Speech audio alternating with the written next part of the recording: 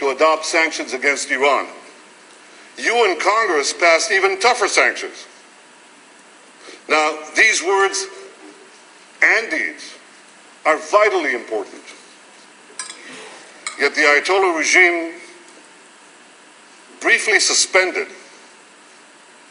its nuclear weapons program only once, in 2003, when it feared the possibility of military action. And that same year, Muammar Gaddafi gave up his nuclear weapons program, and for the same reason. The more Iran believes that all options are on the table, the less the chance of confrontation.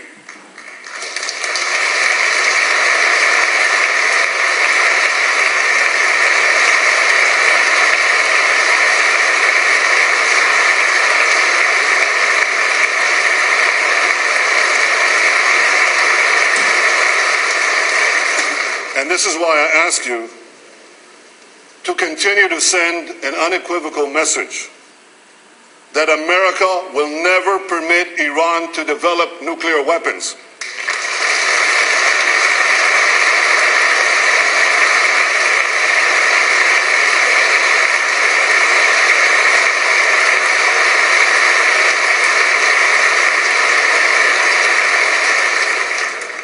Now, as for Israel, if history has taught the Jewish people anything, it is that we must take calls for our destruction seriously. We are a nation that rose from the ashes of the Holocaust. When we say never again, we mean never again.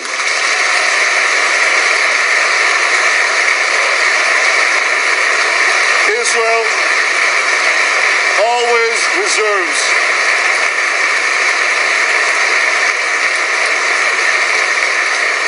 Israel always reserves the right to defend itself.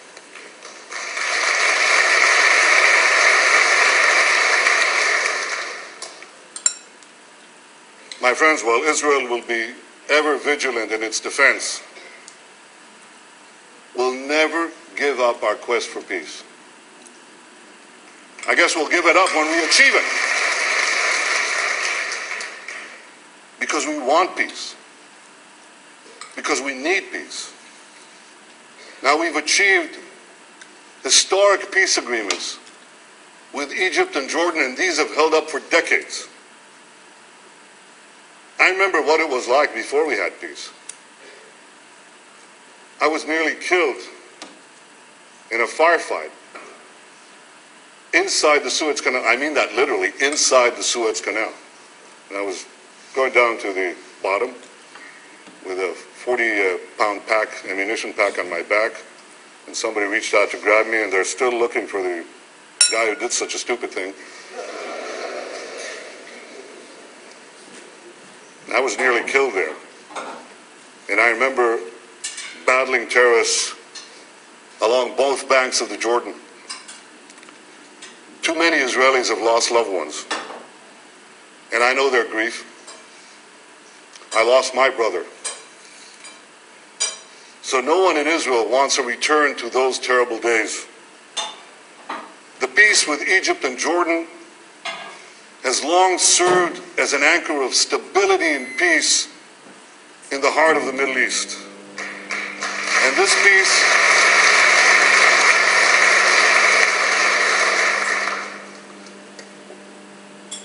should be bolstered by economic and political support to all those who remain committed to peace.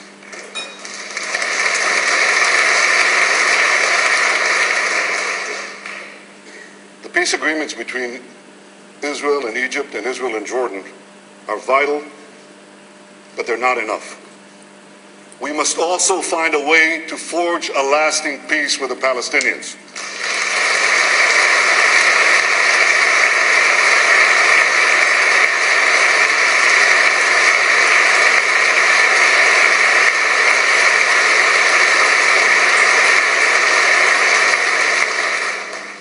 Years ago, I publicly committed to a solution of two states for two peoples a Palestinian state alongside a Jewish state.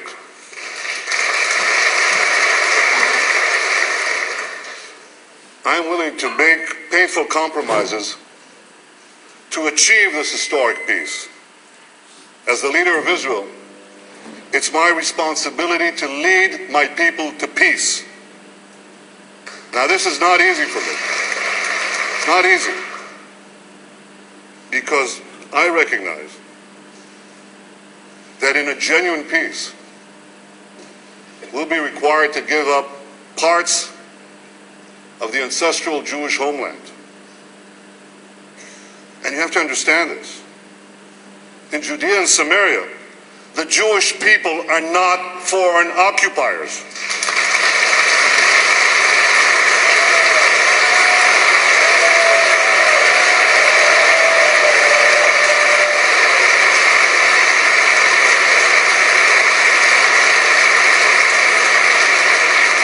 We're not the British in India.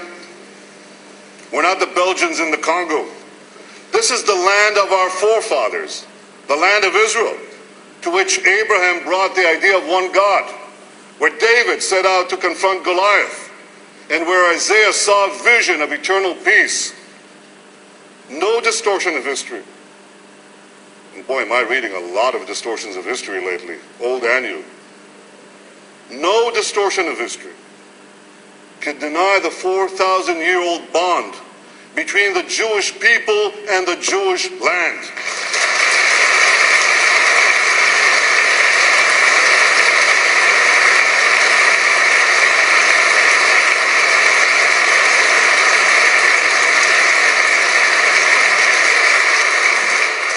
But there is another truth.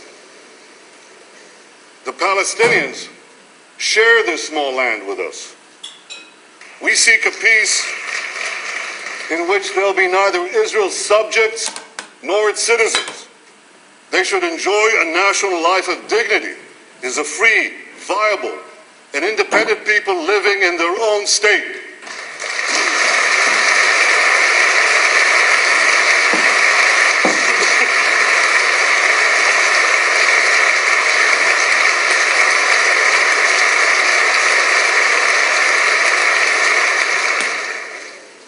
They should enjoy a prosperous economy where their creativity and initiative can flourish. Now, we've already seen the beginnings of what is possible. In the last 2 years, the Palestinians have begun to build a better life for themselves. By the way, Prime Minister Fayyad has led this effort on their part, and I wish him a speedy recovery from his recent operation.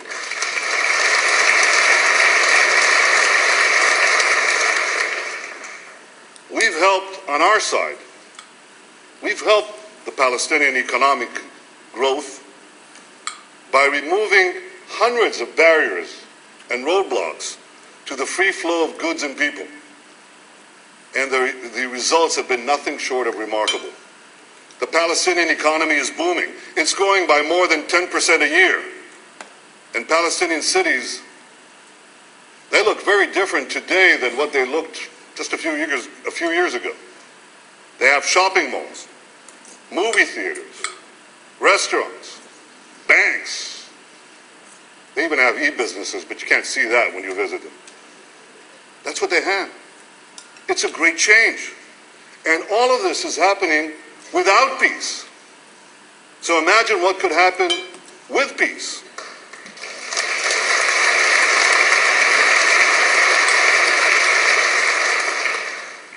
Peace would herald a new day for both our peoples, and it could also make the dream of a broader Arab-Israeli peace a realistic possibility.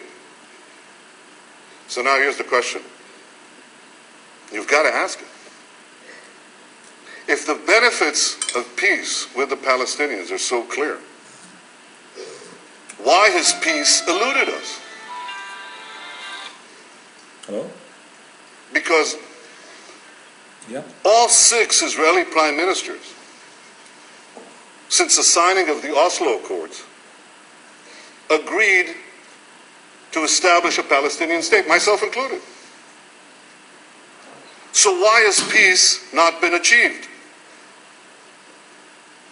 Because so far, the Palestinians have been unwilling to accept a Palestinian state if it meant accepting a Jewish state alongside it. You see, our conflict has never been about the establishment of a Palestinian state. It's always been about the existence of the Jewish state. This is what this conflict is about.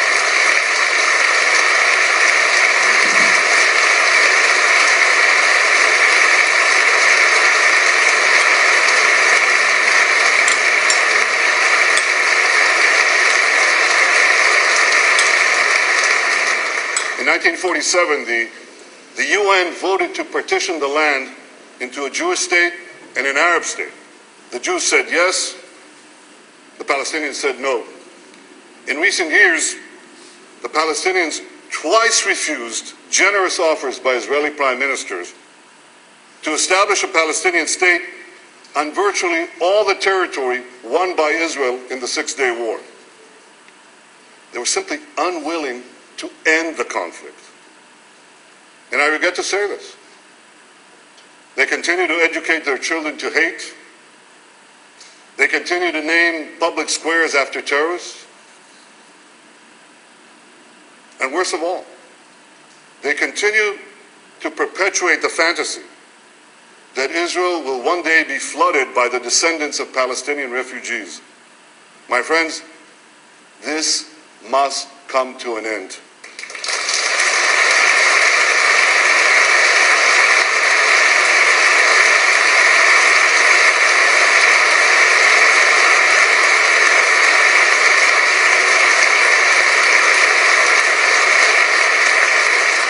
President Abbas must do what I have done. I stood before my people, and I told you it wasn't easy for me.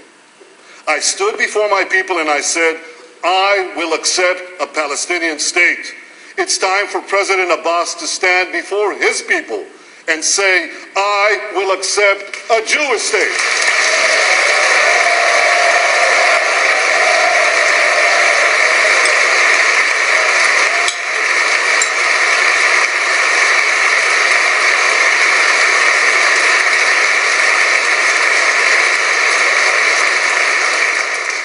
Those 6 words will change history. They'll make it clear to the Palestinians that this conflict must come to an end. That they're not building a Palestinian state to continue the conflict with Israel, but to end it. And those 6 words will convince the people of Israel that they have a true partner for peace. With such a partner, the Palestinian, or rather the Israeli people, will be prepared to make a far-reaching compromise. I will be prepared to make a far-reaching compromise.